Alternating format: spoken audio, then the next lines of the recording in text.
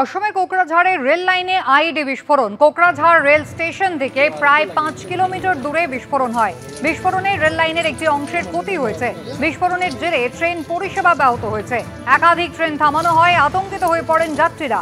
Up এবং down উভয় রুটে ট্রেন চলাচল বন্ধ হয়ে যায়। ঘটনাস্থলে পৌঁছন রেলের উচ্চপদস্থ কর্তারা এবং বব স্কোয়াড।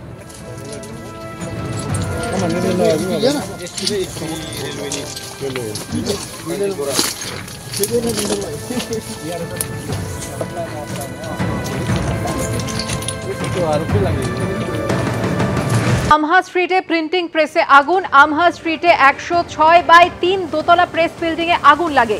সকালে কালো ধোঁয়া দেখতে পান স্থানীয়রা। ঘিঞ্জি এলাকায় আগুন আতঙ্ক ছড়ায়। ঘটনাস্থলে দমকলের 4টি ইঞ্জিন পৌঁছয়। কালো ধোঁয়ায় ঢাকে গোটা এলাকা। সামনে সারিবদ্ধ দোকান রয়েছে। প্রিন্টিং প্রেসের আগুন সেই আশপাশের দোকানেও ক্ষতি হয়েছে। প্রিন্টিং প্রেসের সামনে থাকা আশপাশে যে দোকানগুলি রয়েছে সেখানেও আগুন ছড়িয়ে পড়ে। ভেতরে দাহ্য পদার্থ মজুদ থাকায় আগুন দ্রুত ছড়িয়ে পড়ে।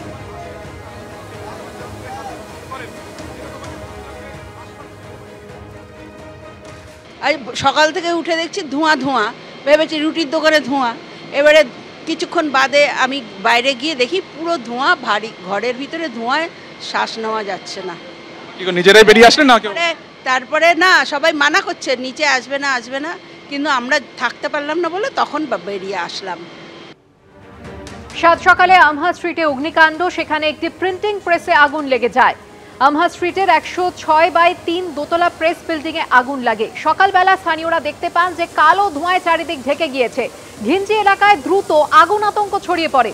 ঘটনাস্থলে দমকলের 4টি ইঞ্জিন আগুন নিয়ন্ত্রণে আনার চেষ্টা করেন তারা এবং খানিকক্ষণ বাদেই আগুন নিয়ন্ত্রণে আসে।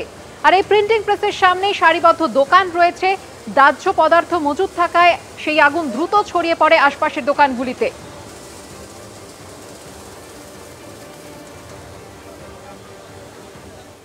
আগুনের পরিস্থিতি সম্পূর্ণ নিয়ন্ত্রণে। কটা ইঞ্জিন কাজ করলো? 5টা ইঞ্জিন। আগুন সম্পূর্ণ নিয়ন্ত্রণে, মানুষ পুরোপুরি নিরাপদ। আর এভাবে সকালবেলায় আগুন লেগে যাওয়ায় চারিদিকে কালো ধোঁয়া দেখে স্থানীয়রা আতঙ্কিত হয়ে পড়েন। আর তা নিয়ে শুরু হয়েছে রাজনৈতিক চর্চা।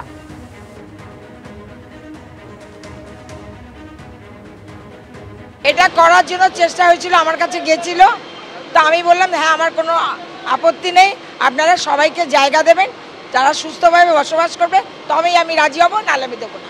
সেক্ষেত্রে কি রাজি হয়নি প্রমোটার? আমার কাছে আসেনি, আর আসেনি। জল কলের জন্য এসেছিল, আমি ওইভাবে জল কল দিতে পারি না, আইনতভাবে করো, আমি আছি। এই অগ্নিকাণ্ডের ঘটনার জেরে কি আপনি মনে করছেন সেটাই? আমার মনে হচ্ছে তাই। এখানে বড় রাহুবল আছে। আজকে এত আলো কোথা থেকে টানলো? আপনি আমাকে কৈফিয়ত দিন। আপনার কাছ থেকে আমি যে স্টলগুলো কার অনুমতিতে করেছে? আপনি তো কাউন্সিলর, আপনার অনুমতি না হয়নি? না, হাম খাবো, হাম চলে যাবে নিচে। কার বিরুদ্ধে অভিযোগ? এই অভিযোগ আপনি কার বিরুদ্ধে? যে আছে তমন ঘোষ। উনি কি বললেন? আমি রাজনীতির রঙের কথা বলবো না। আমরা সকাল থেকে উদ্ধার কার্য করছি, পাড়ার ছেলে হিসেবে আমরা সেটাই করব। হ্যাঁ, আমাদের পাড়া সকলের দায়িত্ব তো আমাদের, কে নেবে?